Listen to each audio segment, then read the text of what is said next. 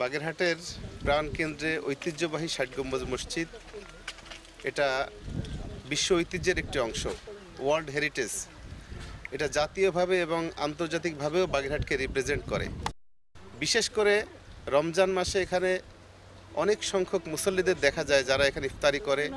এখানে বাইরে থেকে যারা আসে তাদের ইফতারের ব্যবস্থা আছে। তারাবিতে অনেক উপস্থিতি হয়। এরপরে ২ ঈদে তো মানুষের ব্যাপক চাপ।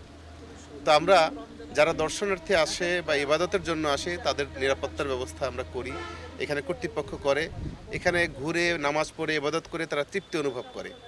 বাগেরহাটের জন্য এটা গৌরব, বাংলাদেশের জন্য গৌরব। আমরা চাই এই যে রমজান শুরু হয়েছে আজকে, রমজানের পবিত্রতা রক্ষার জন্য আমরা সচেতন রয়েছি এবং এই কর্তৃপক্ষ সচেতন রয়েছে। ইতিমধ্যেই তারা বিশেষ করে রমজানের পবিত্রতা যেন এখানে রক্ষা পায় সেটাও আমরা দৃষ্টিপাত করছি, দেখাশোনা করছি। তা আমরা আশা করি যে বাংলাদেশ সহ সারা বিশ্বে এই ৬০ গম্বুজের যে ঐতিহ্যটা রয়েছে, যে সুনাম রয়েছে, এই সুনাম সুখ্যাতি সব জায়গায় ছড়িয়ে পড়বে।